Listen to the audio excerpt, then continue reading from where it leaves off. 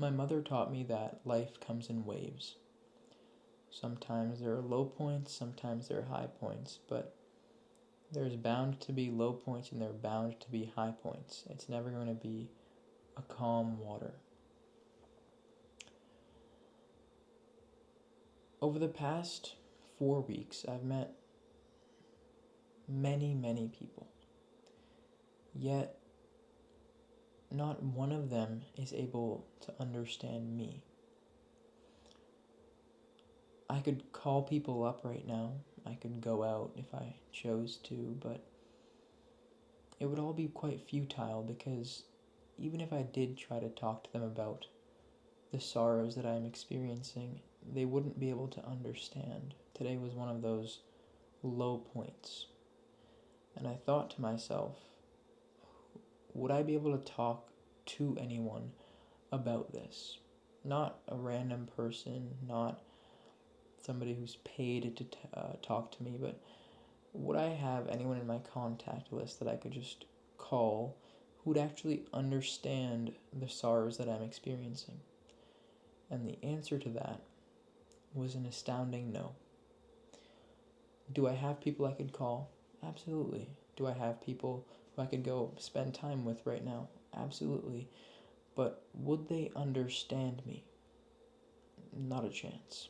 Even this day has had waves. There have been points where I thought I'd be completely fine, and then I go back down to feeling miserable, and then I think I'm going to be alright, but then I go back down.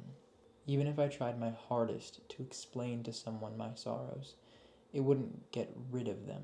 The only way past this, the only way to feel better again, the only way to feel positive again is straight through the door. Not over it or under it or around it, because there is no path that way. That only leads to a path of failure. It only leads to the door again, the door which you have to pass through. I do love my mind because it lets me think thoughts that many others don't think. It lets me see beyond what others see. Yet it also comes with downsides. Downsides like this, where instead of enjoying being inside my mind, I want to escape it. I want to run away from it, even though I know it's not a solution. The biggest lesson that today has taught me is that I have to be there for myself, by myself. And it doesn't matter how many people I know. If I am feeling extreme sorrow, I will not be able to solve it by distracting myself. The second thing I've learned is that I have to find something I love that isn't a person or an object, but I have to find a task, a venture that I love. Through this, I'll have something to occupy me. I'll have a duty, even if I am in sorrow, even if I am happy, even if I am angered, I will have to do this task. And that thing, it can't be an easy task. It has to be a difficult task. It can range from painting to making videos like these, but it has to take up my time and take up my time in a way that it yields a result over an extended period of time. I'm a big fan of this quote from Albert Camus. But in some cases, carrying on, just carrying on, is the superhuman achievement.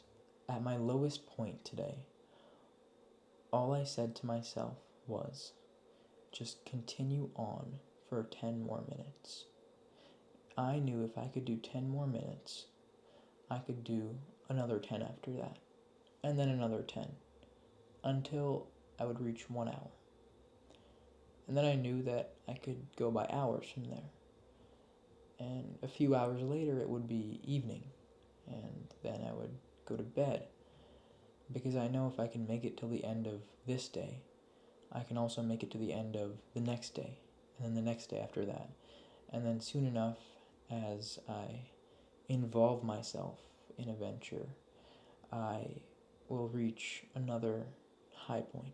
Thank you for watching. I know today's video wasn't very uplifting, but it's the raw truth of what I've learned and felt throughout the day. I'll see you guys tomorrow.